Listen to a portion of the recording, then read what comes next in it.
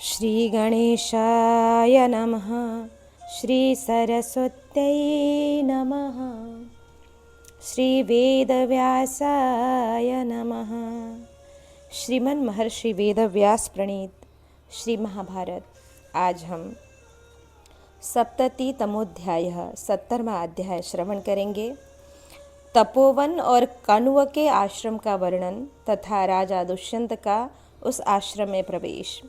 वैशंपायन उवाच ततो मृगसहस्राणि हत्वा सबलवाहनः राजा मृगप्रसंगेन वनमन्यद्विवेशः। कि वैशंपायन जी कहते हैं, राजन, तदंतर सेना और सवारियों के साथ राजा दुष्यंत ने सहस्त्रों हिंसक पशुओं का वध करके एक हिंसक पशु का ही पीछा किया और करते हुए दूसरे वन में प्रवेश किया। उस समय उत्तम बल से युक्त महाराज दुष्यंत अकेले ही तथा भूख प्यास और थकावट से शिथिल हो रहे थे। उस वन के दूसरे छोर में पहुंचने पर उन्हें एक बहुत बड़ा ऊसर मैदान मिला जहां वृक्ष आदि नहीं थे। उस वृक्ष शून्य ऊसर भूमि को लांघ कर महाराज दुष्यंत दूसरे विशाल वन में जा पहुँचे, जो अनेक उत्तम आश्रमों से सुशोभित था। देखने में बड़ा ही सुंदर, अत्यंत सुंदर होने के साथ ही वह मन में अद्भुत आनंदोल्लास की सृष्टि कर रहा था। उस वन में शीतल वायु चल रही थी। वहाँ के वृक्ष फूलों से भरे थे और वन में सब ओर व्यक्त हो रहे थे और व्यक्त होकर उसकी शोभा बढ़ा रहे थे। वहाँ अत्यंत सुखद हरी हरी कोमल घास उगी हुई थी। वह वन बहुत बड़ा था और मीठी बोली बोलने वाले विविध विहंगमों के कलरवों से गूंज रहा था। उसमें कहीं कोकिलों की कुहू कुहू सुन पड़ती थी तो कहीं झिंगुरों की झीनी झनकार गूंज रही थी। वहाँ सब और बड़ी बड़ी शाखाओं वाले विशाल वृक्ष अपनी सुखद शीतल छाया किए हुए थे और उन वृक्षों के नीचे सब और भ्रमर मंडरा रहे थे। इस प्रकार वहाँ सर्वत्र भरी बड़ी भारी शोभा छा रही थी। उस वन में एक भी वृक्ष ऐसा नहीं था जिसमें फूल और फल न लगे हों तथा भौरे न बैठे हों। कांटेदार वृक्ष तो वहाँ ढूंढने पर भी नहीं मिलता था। सब और अनेकानेक पक्षी चहक रहे थे। भांति भांति के पुष्प उस वन की अत्यंत शोभा बढ़ा रहे थे। सभी ऋतुओं में फूल देने वाले सुखद छाया युक्त वृक्ष वहाँ चारों ओर फैले हुए थे। महान धनुर्धर राजा दुष्यंत ने इस प्रकार मन को मोह लेने वाले उस उत्तम वन में प्रवेश किया। उस समय फूलों से भरी हुई डालियों वाले वृक्ष वायु के झनकारों से हिल हिलकर उनके ऊपर बार बार अद्भुत पुष्प वर्षा करने लगे। वे वृक्ष इतने ऊंचे थे मानो आकाश को छू लेंगे। उन पर बैठे हुए मीठी बोली बोलने वाले पक्षियों के मधुर शब्द वहाँ गूंज रहे थे। उस वन में पुष्प रूपी विचित्र वस्त्र धारण करने वाले अद्भुत वृक्ष शोभा पा रहे थे। फूलों के भार से झुके हुए उनके कोमल पल्लवों पर बैठे हुए मधुलोभी भ्रमर मधुर गुंजार कर रहे थे। राजा दुष्यंत ने वहाँ बहुत से ऐसे रमणीय प्रदेश देखे जो फूलों के ढेर से सुशोभित तथा लता मंडपों से अलंकृत थे। मन की प्रसन्नता को बढ़ाने वाले उन मनोहर प्रदेशों का अवलोकन करके उस समय महातेजस्वी राजा को बड़ा हर्ष हुआ। फूलों से लदे हुए वृक्ष एक दूसरे से अपनी डालियों को सटाकर मानो गले मिल रहे थे। वे गगनचुंबी वृक्ष इंद्र की ध्वजा के समान जान पड़ते थे और उनके कारण उस वन की शोभा बड़ी हो रही थी। सिद्ध चारण समुदाय तथा गंधर्व और अप्सराओं के समूह भी उस वन का अत्यंत सेवन करते थे। वहाँ मतवाले वानर और किन्नर निवास करते थे। उस वन में शीतल सुगंध सुखदायिनी मंद वायु फूलों के पराग वहन करती हुई मानो रमण की इच्छा से बार बार वृक्षों के समीप आ जाती थी। वह वन मालिनी नदी के कछार में फैला हुआ था और ऊंची ध्वजाओं के समान ऊंचे वृक्षों से भरा होने के कारण अत्यंत मनोहर जान पड़ता था। राजा ने इस प्रकार उत्तम गुणों से युक्त उस वन का भलीभांति अवलोकन किया। इस प्रकार राजा अभी वन की शोभा देख ही रहे थे कि उनकी दृष्टि एक उत्तम आश्रम पर पड़ी जो अत्यंत रमणीय और मनोरम थी। वहां बहुत से पक्षी हर्षोल्लास से भरकर चहक रहे थे। नाना प्रकार के वृक्षों से भरपूर उस वन में स्थान स्थान पर अग्निहोत्र की आग प्रज्वलित हो रही थी। इस प्रकार उस अनुपम आश्रम का श्रीमान दुष्यंत नरेश ने मन ही मन बड़ा सम्मान किया। वहाँ बहुत से त्यागी, विरागी, यति, बालखिल्य ऋषि तथा अन्य मुनिगण निवास करते थे। अनेकानेक अग्निहोत्र गृह उस आश्रम की शोभा बढ़ा रहे थे। वहाँ इतने फूल झड़कर गिरे थे कि उनके बिछोने से बिछ गए थे। बड़े बड़े तूक के वृक्षों से उस आश्रम की शोभा बहुत बढ़ गई थी। राजन, बीच में पुण्य सलीला मालिनी नदी बहती थी, जिसका जल बड़ा ही सुखद एवं स्वादिष्ट था। उसके दोनों तटों पर वह आश्रम फैला हुआ था। मालिनी में अनेक प्रकार के जलपक्षी निवास करते थे तथा तटवर्ती तपोवन के कारण उसकी मनोहरता और बढ़ गई थी। वहाँ विषधर सर्प और हिंसक वन जंतु भी सौभाग्यवान, हिंसा शून्य कोमल वृत्ति से रहते थे। यह सब देखकर राजा को बड़ी प्रसन्नता हुई। श्रीमान दुष्यंत नरेश अप्रतिरथ वीर थे।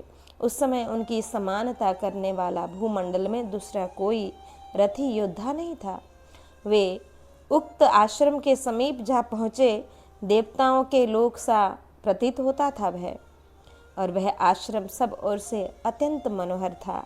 राजा ने आश्रम से सटकर बहने वाले पुण्य सलीला मालिनी नदी को और भी दृष्टिपात किया, जो वहाँ समस्त प्राणियों की जननी सी विराज रही थी। उसके तट पर चकवा चकई किलोल कर रहे थे। नदी के जल में बहुत से फूल इस प्रकार बह रहे थे मानो फेन हो। उसके तट प्रांत में किन्नरों के निवास स्थान थे। वानर और रीछ भी उस नदी का सेवन करते थे। अनेक सुंदर पुलिन मालिनी की शोभा बढ़ा रहे थे। वेद शास्त्रों के पवित्र स्वाध्याय की धुनी से उस सरिता का निकटवर्ती प्रदेश गूंज रहा था। मतवाले हाथी, सिंह और बड़े बड़े सर्प भी मालिनी के तट का आश्रय लेकर रहते थे। उसके तट पर ही कश्यप गोत्रीय महात्मा कण्व का वह उत्तम एवं रमणीय आश्रम था। वहाँ महर्षियों के समुदाय निवास करते थे। उस मनोहर आश्रम और आश्रम से सटी हुई नदी को देखकर राजा ने उस समय उसमें प्रवेश करने का विचार किया और टापुओं से युक्त तथा सुरम्य तट वाली मालिनी नदी से सुशोभित वह आश्रम गंगा नदी से शोभायमान भगवान नर नारायण के आश्रम सा जान पड़ता था। तदंतर नरश्रेष्ठ दुष्यंत ने अत्यंत उत्तम गुणों से संपन्न कश्यप गोत्रीय महर्षि तपोधन कण्व का, जिनके तेज का वाणी द्वारा वर्णन नहीं किया जा सकता था, दर्शन करने के लिए कुबेर के चैत्र रथ वन के समान मनोहर उस महान वन में प्रवेश किया, जहाँ मतवाले मयूर अपनी केका ध्वनि फैला रहे थे। वहाँ पहुंचकर नरेश ने रथ, घोड़े, हाथी और पैदलों से भरी हुई अपनी चतुरंगिणी सेना को उस तपोवन के किनारे ठहरा दिया और कहा कि सेनापति और सैनिकों, मैं रजोगुण रहित तपस्वी महर्षि कश्यप नंदन कण्व का दर्शन करने के लिए उनके आश्रम में जाऊंगा। जब तक मैं वहाँ से लौट ना आऊँ तब तक तुम लोग यहीं ठहरो। इस प्रकार आदेश देकर नरेश्वर दुष्यंत ने नंदन वन के समान सुशोभित उस तपोवन में पहुंचकर भूख प्यास को भुला दिया। वहां उन्हें बड़ा आनंद आया। वे नरेश मुकुट आदि राज चिन्हों को हटाकर साधारण वेशभूषा में मंत्रियों और पुरोहितों के साथ उस उत्तम आश्रम के भीतर गए। वहाँ के तपस्या के भंडार अभिकारी महर्षि कण्व का दर्शन करना चाहते थे। राजा ने उस आश्रम को देखा मानो दूसरा ब्रह्मलोक हो। नाना प्रकार के पक्षी कलरव कर रहे थे। भ्रमरों के गुंजन से सारा आश्रम गूंज रहा था। श्रेष्ठ ऋग्वेदी ब्राह्मण पद और क्रम पूर्वक ऋचाओं का पाठ कर रहे थे। नरश्रेष्ठ दुष्यंत ने अनेक प्रकार के यज्ञ संबंधी कर्मों में पढ़ी जाती हुई वैदिक ऋचाओं को सुना। यज्ञ विद्या और उनके अंगों की जानकारी रखने वाले यजुर्वेदी विद्वान भी आश्रम की शोभा बढ़ा रहे थे। नियम पूर्वक ब्रह्मचर्य व्रत का पालन करने वाले सामवेदी महर्षियों द्वारा वहाँ मधुर स्वर से सामवेद का गान किया जा रहा था।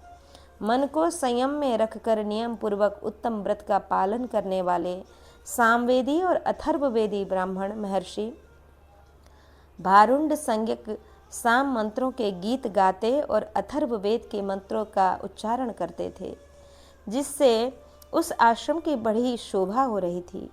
श्रेष्ठ अथर्ववेदीय विद्वान तथा पूगयज्ञिक नामक साम के गायक सामवेदी महर्षि पद और क्रम सहित अपनी अपनी संहिता का पाठ करते थे। दूसरे द्विज बालक शब्द संस्कार से संपन्न थे। वे स्थान, करण और प्रयत्न का ध्यान रखते हुए संस्कृत वाक्यों का उच्चारण कर रहे थे। इन सबके तुमुल शब्दों से गूंजता हुआ वह सुंदर आश्रम द्वितीय ब्रह्मलोक के समान सुशोभित हो रहा था। यज्ञ वेदी की रचना के ज्ञाता, क्रम और शिक्षा में कुशल, न्याय के तत्व और आत्मानुभव से संपन्न, वेदों के पारंगत, परस्पर विरुद्ध प्रतीत होने वाले अनेक वाक्यों की एक वाक्यता में करने में कुशल तथा विभिन्न शाखाओं की गुण विधियों का एक शाखा में उपसंहार करने की कला में निपुण, उपासना आदि विशेष कार्यों के ज्ञाता, मोक्ष धर्म में तत्पर, अपने सिद्धांत की स्थापना करके उसमें शंका उठाकर उसके परिहार पूर्वक उस सिद्धांत के समर्थन में परम प्रवीण, व्याकरण, छंद, निरुक्त, ज्योतिष तथा शिक्षा और कल्प, वेद के इन छहों अंगों के विद्वान, पदार्थ, शुभाशुभ, कर्म, सत्व, रजतम आदि गुणों को जानने वाले तथा कार्य, दृश्य वर्ग और कारण मूल प्रकृति इनके ज्ञाता, पशु पक्षियों की बोली समझने वाले, व्यास ग्रंथ का आश्रय लेकर मंत्रों की व्याख्या करने वाले तथा विभिन्न शास्त्रों के प्रमुख विद्वान वहाँ रहकर जो शब्दोच्चारण कर रहे थे, उन सबको राजा दुष्यंत ने सुना। कुछ लोक रंजन करने वाली लोगों की बातें भी उस आश्रम में चारों ओर सुनाई पड़ती थी। शत्रु वीरों का संहार करने वाले दुष्यंत ने स्थान स्थान पर नियम पूर्वक उत्तम एवं कठोर व्रत का पालन करने वाले श्रेष्ठ एवं बुद्धिमान ब्राह्मणों को जप और होम में लगे हुए देखा। वहाँ प्रयत्न पूर्वक तैयार किए हुए बहुत सुंदर एवं विचित्र आसन देखकर राजा को बड़ा आश्चर्य हुआ। द्विजों द्वारा की हुई देवालयों की पूजा पद्धति देखकर नृपश्रेष्ठ दुष्यंत ने ऐसा समझा कि मैं ब्रह्मलोक में आ पहुंचा हूँ। वह श्रेष्ठ एवं शुभ आश्रम कश्यप नंदन महर्षि कण्व की तपस्या से सुरक्षित तथा तपोवन के उत्तम गुणों से संयुक्त था। राजा उसे देखकर तृप्त नहीं होते थे। महर्षि कण्व का वह आश्रम जिसमें वे स्वयं रहते थे, सब ओर से महान व्रत का पालन करने वाले तपस्वी महर्षियों द्वारा घिरा हुआ था। वह अत्यंत मनोहर, मंगलमय और एकांत स्थान था। शत्रुनाशक राजा दुष्यंत ने मंत्री और पुरोहितों के साथ उसकी सीमा में प्रवेश किया। इस प्रकार श्री महाभारत आदि पर्व के अंतर्गत संभव पर्व में शकुंतलोपाख्यान विषयक 70वां अध्याय यहाँ संपूर्ण हुआ, पूरा हुआ।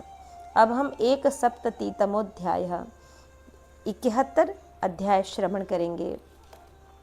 यहाँ राजा दुष्यंत का शकुंतला के साथ वार्तालाप, शकुंतला के द्वारा अपने जन्म का कारण बतलाना तथा उसी प्रसंग में विश्वामित्र की तपस्या से इंद्र का चिंतित होकर मेनका को मुनि का तपोभंग करने के लिए भेजना। वैशंपायनुवाच ततो गच्छन् महाबाहो रेको मात्यान् विसृज्यतान् नापश्यश्चाश्रमे तस्मिस् तम ऋषिं संशितव्रतम्। कि वैशंपायन जी कहते हैं, राजन, तदंतर महाबाहु राजा दुष्यंत साथ आए हुए अपने उन मंत्रियों को भी बाहर छोड़कर अकेले ही उस आश्रम में गए, किंतु वहां कठोर व्रत का पालन करने वाले महर्षि नहीं दिखाई दिए। कि महर्षि कण्व को न देखकर और आश्रम को सुना पाकर राजा ने संपूर्ण वन को प्रतिध्वनि करते हुए से पूछा, यहाँ कौन है? दुष्यंत के उस शब्द को सुनकर एक मूर्तिमती लक्ष्मी सी सुंदरी कन्या तापसिका वेश धारण किए हुए आश्रम के भीतर से निकली। जन्मेजय, उत्तम व्रत का पालन करने वाली वह सुंदरी कन्या रूप, यौवनशील और सदाचार से संपन्न थी। राजा दुष्यंत के विशाल नेत्र प्रफुल्ल कमल दल के समान सुशोभित थे। उनकी छाती चौड़ी, शरीर का गठन सुंदर, कंधे सिंह के सदृश और भुजाएं लंबी थीं। वे समस्त शुभ लक्षणों से सम्मानित थे।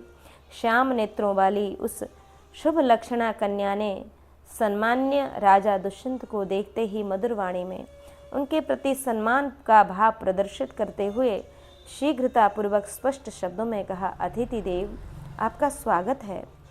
महाराज फिर आसन, पाद्य और अर्घ्य अर्पण करके उनका समादर करने के पश्चात उसने राजा से पूछा, आपका शरीर निरोगी है ना? घर पर कुशल तो है? उस समय विधिपूर्वक आदर सत्कार करके आरोग्य और कुशल पूछकर वह तपस्विनी कन्या मुस्कुराती हुई सी बोली, कहिए आपकी क्या सेवा की जाए? आपके आश्रम की ओर पधारने का क्या कारण है? आप यहाँ कौन सा कार्य सिद्ध करना चाहते हैं? आपका परिचय क्या है? आप कौन हैं? और आज यहाँ महर्षि के इस शुभ आश्रम पर किस उद्देश्य से आए हैं? इसके द्वारा विविध किए हुए आतिथ्य सत्कार को ग्रहण करके राजा ने उस सर्वांग सुंदरी एवं मधुर भाषिणी कन्या की ओर देखकर कहा कि कमल लोचने में राजर्षि महात्मा इलिल, दुष्यंत के पिता के इलिल और इलिन दोनों ही नाम मिलते हैं। तो दुष्यंत कहते हैं, मैं इलिल का पुत्र हूँ, मेरा नाम दुष्यंत है। मैं यह सत्य कहता हूँ भद्रे, मैं परम भाग्यशाली महर्षि कण्व की उपासना करने, उनके सत्संग का लाभ लेने के लिए यहाँ आया हूँ। शोभने, बताओ तो भगवान कण्व कहाँ रहते हैं? शकुंतला बोली, अभ्यागत, मेरे पूज्य पिताजी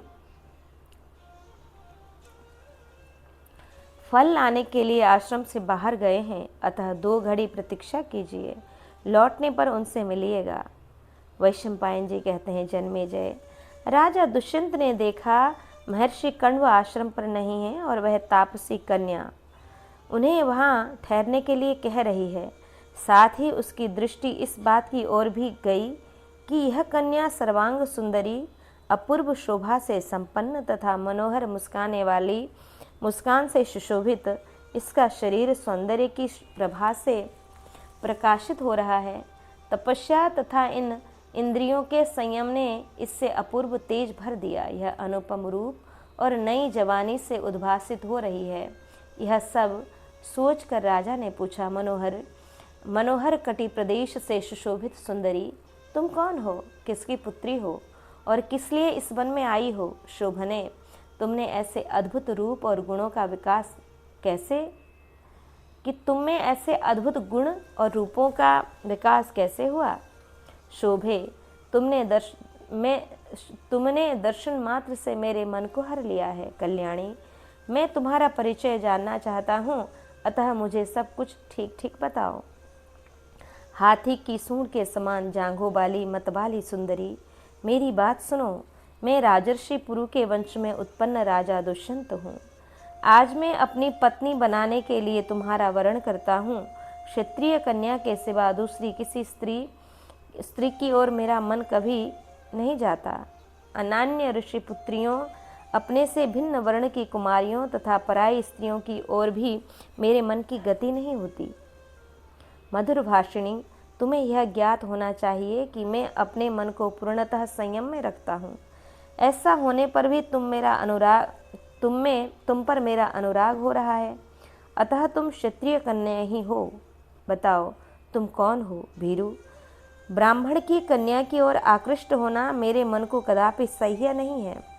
विशाल नेत्रों वाली सुंदरी, मैं तुम्हारा भक्त हूँ, तुम्हारी सेवा चाहता हूँ, तुम मुझे स्वीकार करो। विशाल लोचने, मेरा राज्य भोगो, मेरे प्रति अन्यथा विचार न करो, मुझे पराया न समझो। उस आश्रम में राजा के इस प्रकार पूछने पर वह कन्या हंसती हुई मिठास भरे वचनों से उनसे इस प्रकार बोली कि महाराज दुष्यंत, मैं तपस्विनी, धृतिमान, धर्मज्ञ तथा महात्मा भगवान कण्व की पुत्री मानी जाती हूँ। राजेंद्र, मैं परतंत्र हूँ। कश्यप नंदन महर्षि कण्व मेरे गुरु और पिता हैं। उन्हीं से आप अपने प्रयोजन की सिद्धि के लिए प्रार्थना करें। आपको अनुचित कार्य नहीं करना चाहिए। दुष्यंत बोले, महाभागे, विश्ववंद्य कण्व तो नैष्ठिक ब्रह्मचारी हैं। वे बड़े कठोर व्रत का पालन करते हैं, अर्थात साक्षात धर्मराज भी अपने सदाचार से विचलित हो सकते हैं, परंतु महर्षि कण्व नहीं। ऐसी दशा में तुम जैसी सुंदरी देवी उनकी पुत्री कैसे हो सकती है? इस विषय में मुझे बड़ा भारी संदेह हो रहा है। मेरे इस संदेह का निवारण तुम ही कर सकती हो। तब शकुंतला ने कहा, राजन, ये सब बातें मुझे जिस प्रकार ज्ञात हुई हैं, मेरा यह जन्म आदि पूर्व काल में जिस प्रकार हुआ है और मैं जिस प्रकार कण्व मुनि की पुत्री हूँ, वह सब वृतांत ठीक ठीक बता रही हूँ, आप सुनिए। जिसका स्वरूप तो अन्य प्रकार का है, किंतु जो सत्पुरुषों के सामने उसका अन्य प्रकार से ही परिचय देता है, अर्थात जो पापात्मा होते हुए भी अपने को धर्मात्मा कहता है, वह मूर्ख, पाप से आवृत, चोर एवं आत्मवंचक है। पृथ्वीपते, एक दिन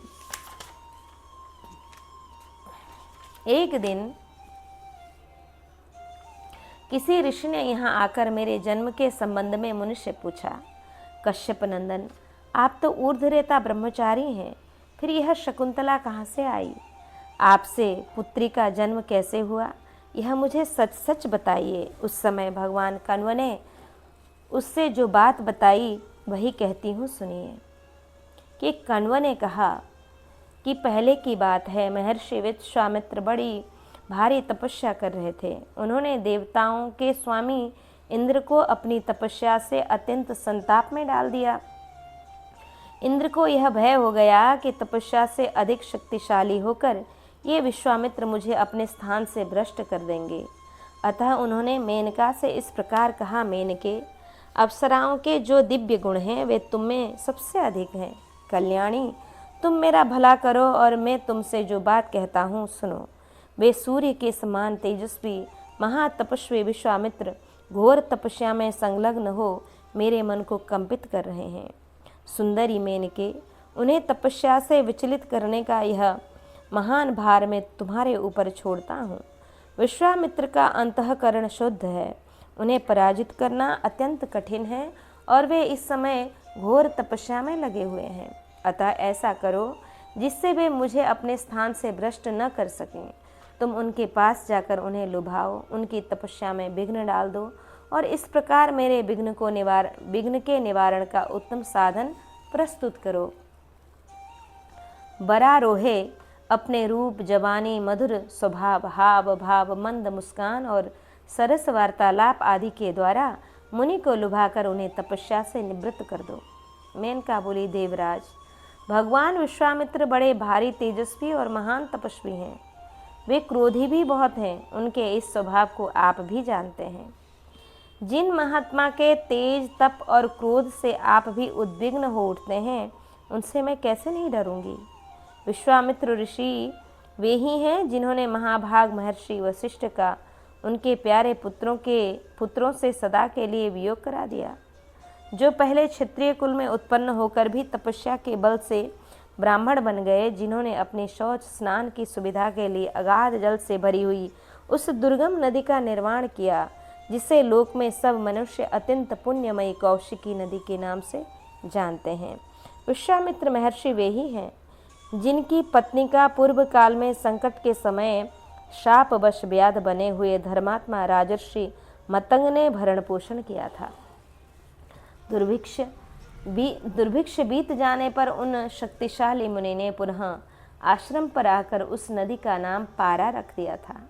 सुरेश्वर, उन्होंने मतंग मुनि के किए हुए उपकार से प्रसन्न होकर स्वयं पुरोहित बनकर उनका यज्ञ कराया, जिसमें उनके भय से आप भी सोमपान करने के लिए पधारे थे।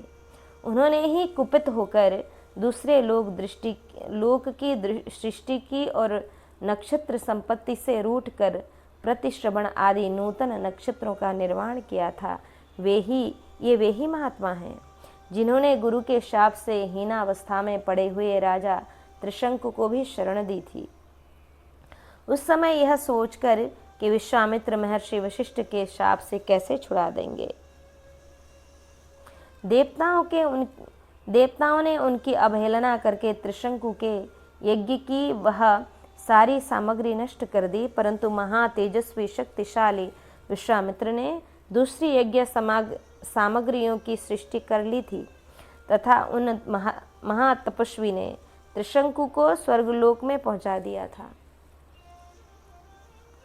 जिनके ऐसे ऐसे अद्भुत कर्म हैं, उन महात्मा से मैं बहुत डरती हूँ।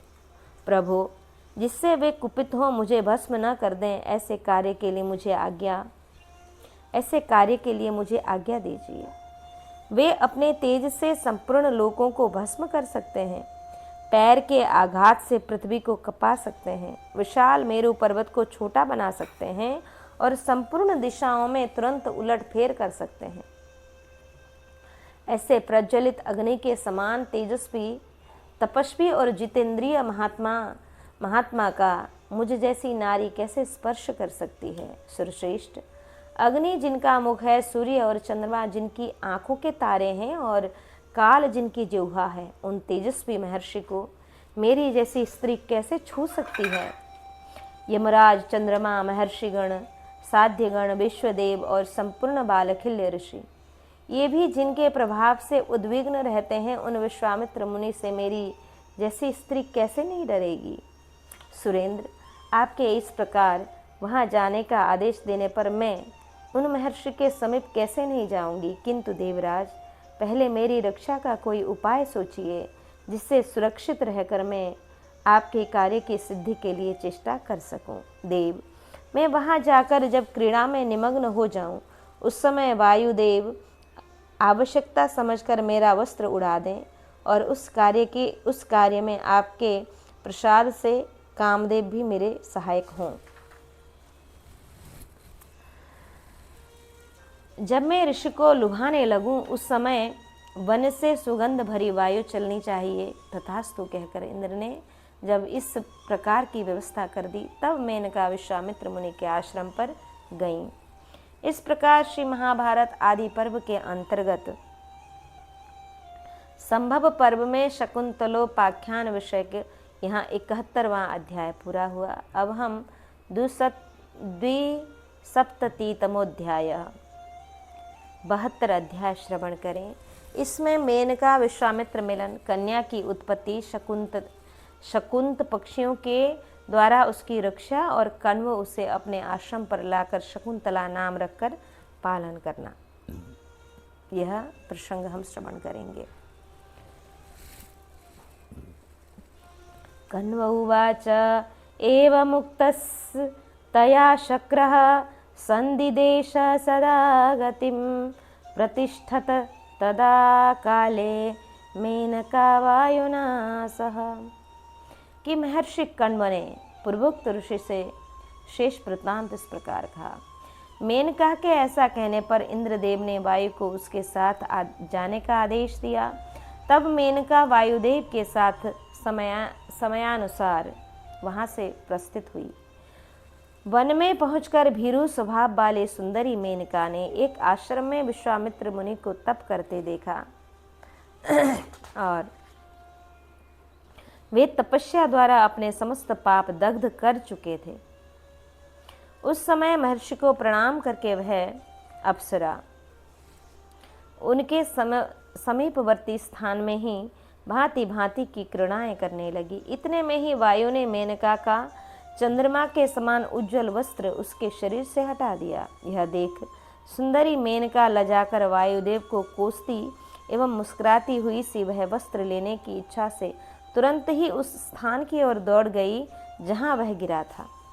अग्नि के समान तेजस्वी महर्षि विश्वामित्र के देखते देखते वह यह घटना घटित हुई। वह अनिंद्य सुंदरी विषम परिस्थिति में पड़ गई थी और घबराकर वस्त्र लेने की इच्छा कर रही थी। उसका रूप सौंदर्य अवर्णनीय था, तरुणावस्था भी अद्भुत थी। उस सुंदरी अप्सरा को मुनिवर विश्वामित्र ने वहां नंगी देखा, निर्वस्त्र देखा। उसके रूप और गुणों को देखते ही विप्रवर विश्वामित्र काम के अधीन हो गए। संपर्क में आने के कारण मेनका में उनका अनुराग हो गया। उन्होंने मेनका को अपने निकट आने का निमंत्रण दिया। अनिंद्य सुंदरी मेनका तो यह चाहती ही थी। उसने उनसे संबंध स्थापित करने के लिए वह राजी हो गई। तदंतर वे दोनों वहां सुदीर्घ काल तक इच्छानुसार विहार करने लगे। वहां महान काल उन्हें एक दिन के समान प्रतीत हुआ। काम और क्रोध पर विजय न पा सकने वाले उन सदा क्षमाशील महर्षि ने दीर्घ काल से उपार्जित की हुई तपस्या को नष्ट कर दिया। तपस्या का क्षय होने से मुनि के मन पर मोह छा गया। तब मेनका काम तथा राग के वशीभूत हुए मुनि के पास गई। ब्राह्मण फिर मुनि ने मेनका के गर्भ से हिमालय के रमणीय शिखर पर मालिनी नदी के किनारे शकुंतला को जन्म दिया। मेनका का काम पूरा हो चुका था। वह उस नवजात गर्भ को मालिनी के तट पर छोड़कर तुरंत इंद्रलोक चली गई। सिंह और व्याघ्रों से भरे हुए निर्जन वन में उस शिशु को सोते देख शकुन पक्षियों ने उसे सब ओर से पांखों द्वारा ढक लिया, जिससे कच्चे मांस खाने वाले गीध आदि जीव वन में इस कन्या की हिंसा न कर सकें। इस प्रकार वहाँ शकुंत ही मेनका कुमारी की रक्षा कर रहे थे। उसी समय आचमन करने के लिए जब मैं मालिनी तट पर गया तो देखा यह रमणीय निर्जन वन में पक्षियों से घिरी हुई सो रही है। मुझे देखते ही वे सब मधुरभाषी पक्षी मेरे पैरों पर गिर गए और सुंदर वाणी में इस प्रकार कहने लगे कि पक्षी बोले, ब्राह्मण, यह विश्वामित्र की कन्या आपके यहाँ धरोहर के रूप में आई है। आप इसका पालन पोषण कीजिए। कौशिकी के तट पर गए हुए आपके सखा विश्वामित्र काम और क्रोध को नहीं जीत सके थे। आप दयालु हैं, इसलिए उनकी पुत्री का पालन कीजिए। इस प्रकार पक्षियों ने कहा। फिर कण्व कहते हैं, ब्राह्मण, मैं समस्त प्राणियों की बोली समझता हूँ और सब जीवों के प्रति दयाभाव रखता हूँ। अतः उस निर्जन महावन में पक्षियों से घिरी हुई इस कन्या को वहाँ से लाकर मैंने इसे अपनी पुत्री के पद पर प्रतिष्ठित कर दिया। जो गर्भाधान के द्वारा शरीर का निर्माण करता है, जो अभय दान देकर प्राणों की रक्षा करता है और जिसका अन्न भोजन किया जाता है। धर्मशास्त्र में क्रमशः ये तीनों पुरुष पिता कहे गए हैं। निर्जन वन में उसे शकुंतों ने घेर रखा था, इसलिए शकुंतान लातिरक्षक त्वेन गृहति। इस व्युत्पत्ति के अनुसार इस कन्या का नाम मैंने शकुंतला ही रख दिया। ब्राह्मण, इस प्रकार शकुंतला मेरी बेटी हुई। आप यह जान लें, प्रशंसनीय शील स्वभाव वाली शकुंतला भी मुझे अपना पिता ही मानती है। शकुंतला कहती है, राजन, उन महर्षि के पूछने पर पिता कण्व ने मेरे जन्म का यह वृत्तांत उन्हें बताया था। इस तरह आप मुझे कण्व की ही पुत्री समझिए। मैं अपने जन्मदाता पिता को तो नहीं जानती, कण्व को ही पिता मानती हूँ। महाराज, इस प्रकार जो वृत्तांत मैंने सुन रखा था वह सब आपको बता दिया। इस प्रकार श्री महाभारत आदि पर्व के अंतर्गत संभव पर्व में शकुंतलोपाख्यान विषय का यह 72वां अध्याय यहाँ पूरा हुआ। अब हम श्रवण करें कि 73तमोध्याय 73 अध्याय श्रवण करेंगे। यहाँ हम श्रवण करेंगे कि शकुंतला और दुष्यंत का गांधर्व विवाह और महर्षि कण्व के द्वारा उसका अनुमोदन। दुष्यंत कहते हैं कि सुव्यक्तं राजपुत्रीं त्वां तथा कल्याणी भाषसे भार्या में तव शुश्रोणी ब्रूहि किम करवाणि ते। कि कल्याणी, तुम जैसी बातें कह चुकी हो उनसे भलीभांति स्पष्ट हो गया है कि तुम क्षत्रिय कन्या हो, क्योंकि विश्वामित्र मुनि जन्म से तो क्षत्रिय ही हैं। सुश्रोत्री मेरी पत्नी बन जाओ। बोलो, मैं तुम्हारी प्रसन्नता के लिए क्या करूं? सोने का हार, सुंदर वस्त्र, तपाए हुए सुवर्ण के 2 कुंडल, विभिन्न नगरों से बने हुए सुंदर और चमकीले मणिरत्न निर्मित आभूषण, स्वर्ण पदक और कोमल मृगचर्म आदि वस्तुएं तुम्हारे लिए मैं अभी लाए देता हूँ। शोभने, अधिक क्या कहूँ, मेरा सारा राज्य आज से तुम्हारा हो जाए, तुम मेरी महारानी बन जाओ। शकुंतला ने कहा, राजन, मेरे पिता कण्व फल लाने के लिए इस आश्रम से बाहर गए हैं, 2 घड़ी प्रतीक्षा कीजिए, वे ही मुझे आपकी सेवा में समर्पित करेंगे।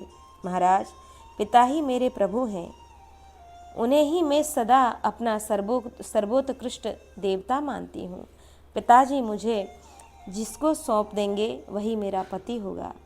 कुमारावस्था में पिता, जवानी में पति और बुढ़ापे में पुत्र रक्षा करता है। अतः स्त्री को कभी स्वतंत्र नहीं रहना चाहिए कि धर्मिष्ठ राजेंद्र, मैं अपने तपस्वी पिता की अवहेलना करके अधर्म पूर्वक पति का वरण कैसे कर सकती हूँ?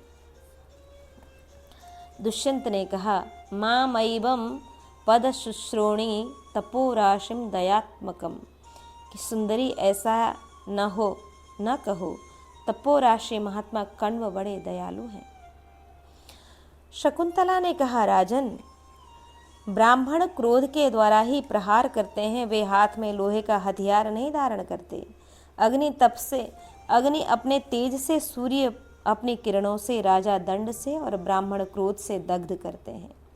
कुपित ब्राह्मण अपने क्रोध से अपराधी को वैसे ही नष्ट कर देता है जैसे वज्रधारी इंद्र असुरों को। दुष्यंत ने कहा कि बरारोहे, तुम्हारा शील और स्वभाव प्रशंसा के योग्य है। मैं चाहता हूँ तुम मुझे स्वेच्छा से स्वीकार करो। मैं तुम्हारे लिए यहाँ ठहरा हूँ, मेरा मन तुम में ही लगा हुआ है। आत्मा ही अपना बंधु है, आत्मा ही अपना आश्रय है, आत्मा ही अपना पवित्र मित्र और वही अपना पिता है। अतः तुम स्वयं ही धर्मपूर्वक आत्मसमर्पण करने योग्य हो। धर्मशास्त्र की दृष्टि से संपेक्ष से 8 प्रकार के ही विवाह माने गए हैं। ब्राह्म, दैव, आर्ष, प्राजापत्य, आसुर, गांधर्व, राक्षस तथा 8वां पैशाच। स्वयंभू मनु का कथन है कि इनमें बादलों की अपेक्षा पहले वाले विवाह धर्मानुकूल हैं। पूर्व कथित जो 4 विवाह ब्राह्म, दैव, आर्ष तथा प्राजापत्य हैं, उन्हें ब्राह्मण के लिए उत्तम समझो। अनिंदिते ब्रह्मा से लेकर गंधर्व तक क्रमशः 6 विवाह क्षत्रियों के लिए धर्मानुकूल जानो। राजाओं के लिए तो राक्षस विवाह का भी विधान है। वैश्यों और शूद्रों में आसुर विवाह ग्राह्य माना गया है। अंतिम 5 विवाहों में 3 धर्म सम्मत हैं और 2 अधर्म रूप माने गए। पैशाच और आसुर विवाह कदापि करने योग्य नहीं है। इस विधि के अनुसार विवाह करना चाहिए, यह धर्म का मार्ग बताया है। कन्या को वस्त्र और आभूषणों से अलंकृत करके सजातीय योग्य वर के हाथ में देना ब्राह्म विवाह कहलाता है। अपने घर पर देव यज्ञ करके यज्ञांत में ऋतुज को अपनी कन्या का दान करना दैव विवाह कहलाता है। वर से 1 गाय और 1 बैल शुल्क के रूप में लेकर कन्यादान करना आर्ष विवाह कहा है। वह वर और कन्या दोनों साथ रहकर धर्माचरण करें, इस बुद्धि से कन्यादान करना प्राजापत्य विवाह माना गया है। वर से मूल्य के रूप में बहुत सा धन लेकर कन्या देना आसुर विवाह है। वर और वधू दोनों एक दूसरे को स्वेच्छा से स्वीकार कर लें, यह गांधर्व विवाह है। युद्ध करके मार काट मचाकर रोती हुई कन्या को उसके रोते हुए भाई बंधु से छीन लाना राक्षस विवाह कहा गया है। जब घर के लोग सोए हों अथवा असावधान हों, उस दशा में कन्या को चुरा लेना यह पिशाच विवाह है। पैशाच और आसुर विवाह कदापि करने योग्य नहीं है। गांधर्व और राक्षस दोनों विवाह क्षत्रिय जाति के लिए धर्मानुकूल ही है, अतः उनके विषय में तुम्हें संदेह नहीं करना चाहिए। वे दोनों विवाह परस्पर मिले हों या पृथक पृथक हों, क्षत्रियों के लिए करने योग्य ही हैं, इसमें संशय नहीं है। अतः सुंदरी, मैं तुम्हें पाने के लिए इच्छुक हूँ। तुम भी मुझे पाने की इच्छा रखकर गांधर्व विवाह के द्वारा मेरी पत्नी बन जाओ।